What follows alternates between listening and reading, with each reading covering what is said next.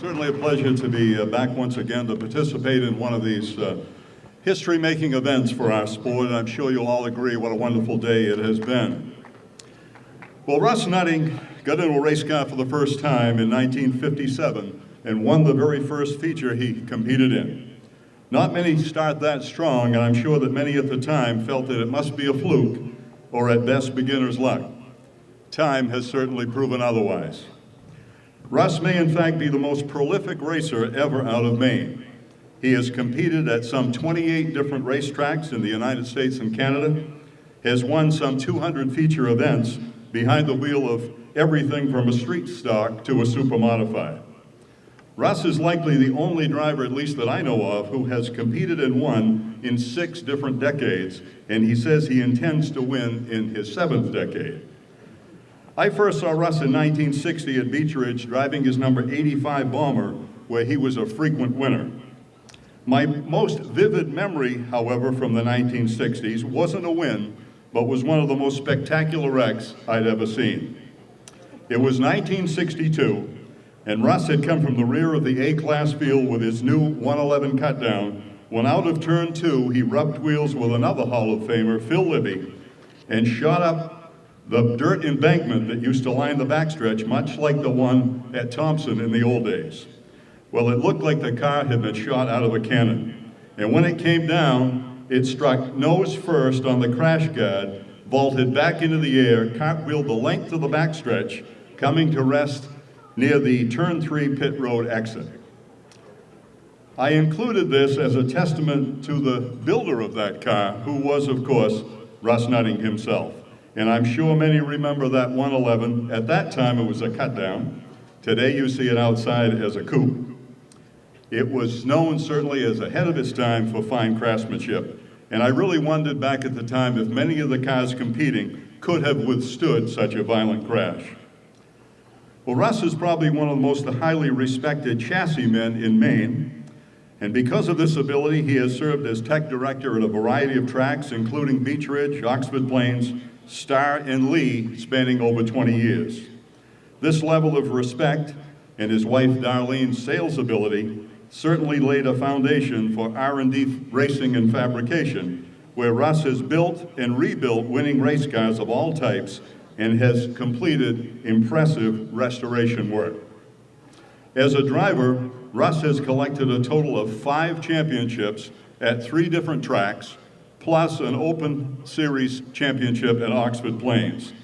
That may be a little surprising due to the amount of travel in his career.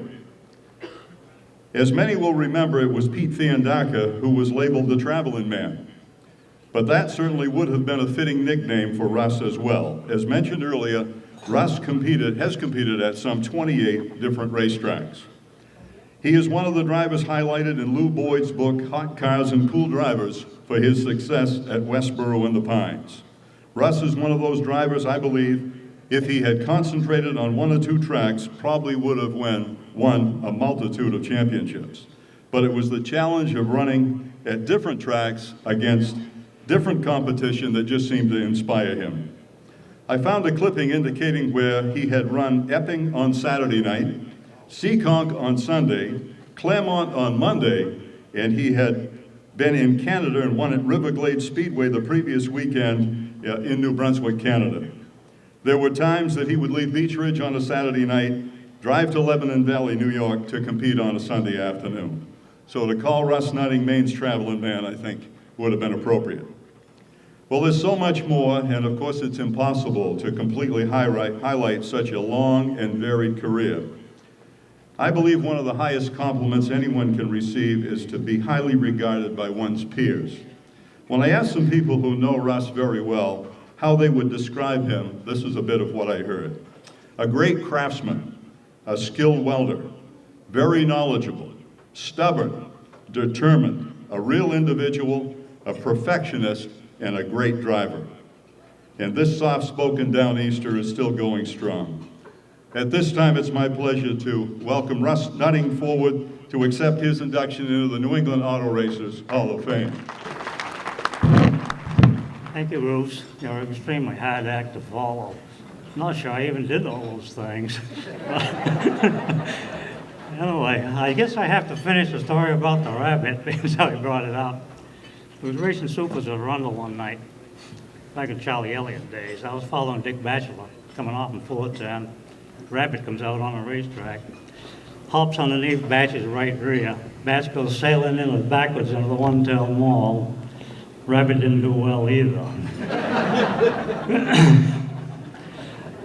Well, I'd like to thank everyone here for being here. I'd like to thank Nia for making this possible.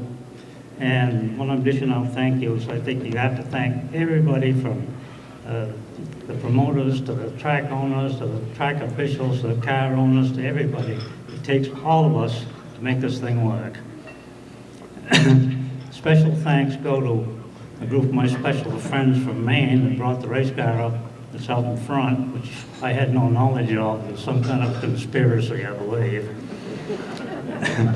Also special thanks to my family members that are here, and very special thanks to my wife Darlene that keeps pushing me along. She was hands-on from day one. I already had race cars when we met and were married. So we were married on Saturday morning, went to Star Speedway on Saturday night.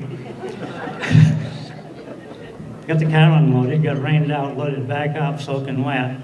Went home, changed race cars, got the dirt coupe, went to Lebanon Valley the next day. She drove the car home. Thank you, Darlene. It's not been without its share of adversity, of course. Success I've had, which I've experienced and enjoyed. Went to Canada one time. Randy McLean called and was having a Canadian Classic up there, Canadian USA. He wanted a USA car, didn't have one, so he said, would you please come up? And we'd been there before on the Nesbitt tour. So, okay, we go up. We round up a couple of people to go with us, Jimmy and Sandra Gary. They took a car, we took a car home. So we get up to Calais to stop for gas. So we get the gas tank filled up, and I get in the truck and poke the clutch in, started the motor, and the truck goes backwards like a shot. Well, I got it shut off just in time to miss a Corvette that was behind me. So anyway, we crossed the line and going to get underneath the truck and see what the problem was. So Jimmy crawls underneath the truck, feet are sticking out. I'm in next to a package store. This guy comes teetering out. He's been fortifying his old schooners he's been drinking with a bag of new ones. He teeters over by the truck. Oh my God, he said. He thought I'd run over the guy. So we get going up the road and managed to go by shutting the motor off and then cranking it up in gear. So that was all right till we get to St. John. St. John's uphill. This ain't good. We get up there and I'm trying to look ahead to see when the green lights are going to be, and I missed. So we're in the middle of a hill. I got to start the truck, and it wouldn't carry it. So, okay, back around, get into a side street, say, I got a person up here and a person down here. Says, let me know when it's time to go. Okay, so it's time to go. So we get out of St. John, get up to Moncton, we pull the transmission out, fix the clutch. We get on the racetrack, finally get in the feature, run about a third of the way. Well, get a little crash, so been trying to fix the car, the tie rods and stuff. I'm underneath the car, fixing it. This guy comes in, he's making a pit stop, backs in, all excited, runs over my foot. Well, he not only ran over my foot, he left the car sitting on it. Well, he was a big guy. I don't know how many coffees he'd had before he started racing, but he sure had hell excited. He made an awful production out of getting out of that car, and boy, that was hurting all the time. So anyway, we get the car off at foot. We're going to run an Oxford show the next day, so we hurry up, get back to Maine, and go to Oxford. So, okay, we load the car. That feature's dead. So we get back to Oxford, start the race, get in the feature, blew the transmission out. This is a fine weekend. I want to thank you all. Thank you very much. I really appreciate this. I've looked the list of previous inductees over. It's a pretty impressive list, and I'm very, very honored to have my name part of it. Thank you.